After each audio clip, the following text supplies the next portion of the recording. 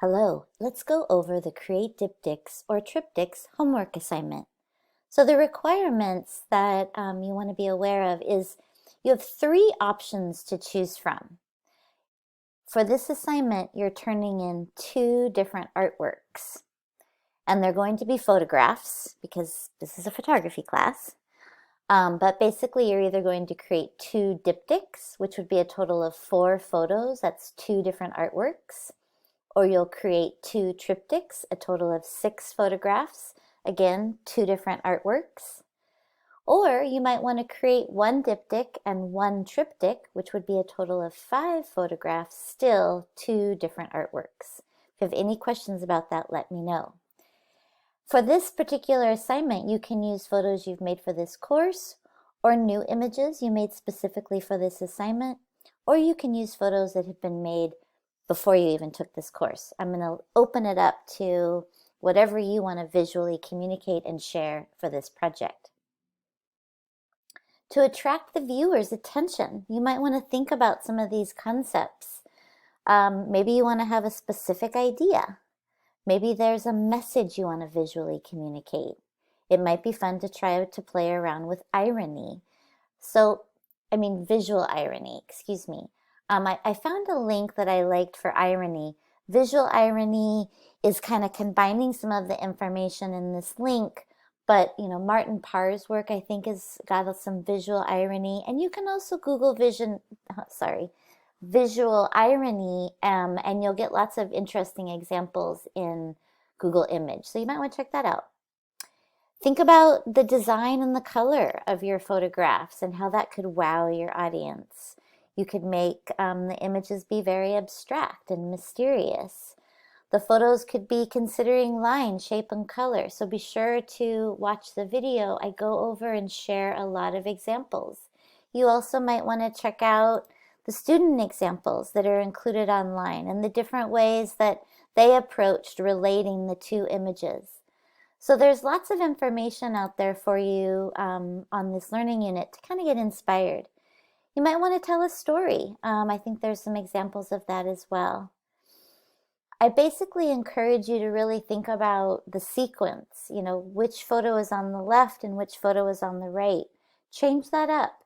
Think about how the photos are connected or not connected. And then there's the required reading. So you're definitely going to want to review this article. That will be really helpful. And it will give you lots of information that might give you ideas to work on this project. And these are some of the questions that I pulled out. How does this compare to that? How are these and that alike or different? And so all these there's some cool prompts, so definitely check out the article.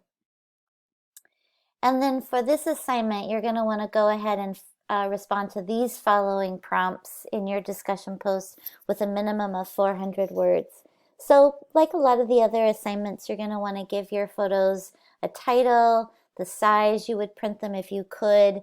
Let us know if you used a digital camera or a phone, any exposure information you have available, f-stop, shutter speed, ISO, all that kind of stuff. You might want to tell us if it's a high key or low key photograph. So I want to encourage you to learn to include in your discussion posts the language that we've been reviewing in this course. That's really helpful for me to understand what you're gaining from taking this class.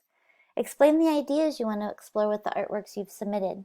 And then what photographic genre? So we talked about photography genres in Module 1, and these are 2 links. This takes you to the lecture in the PDF form, and this takes you to that the first page of the genres introduction. Sorry, it's kind of cutting off there. And explain how you came to this conclusion. So whatever genre your photographs you feel fit into, share that with us. And then your peer review, so you'll respond to 2 of your classmates' posts. And these are just some prompts that you can consider to include when you're responding to whatever they've submitted. And this is just an example of 1 artwork. You're submitting 2. And these are some photographs that I recently made using my new macro lens. And so this is just from exploring and trying to get comfortable with using a new tool. And so I put these two together because I felt like this image kind of represented a type of low key photo. This image represented sort of a high key photo. I liked the connection that I saw between these two kind of very vague. This is just me getting really close to some stuff that I witnessed in a hike that I went on and things that stood out to me, right? So this is a pretty abstract, I would say this is a part of the abstract fine art photography genre. Um, and I gave it a fun name. She's following her path because that's just what I got out of it. So I want you to have fun with this, be playful, and keep me posted with any questions. Thanks for listening.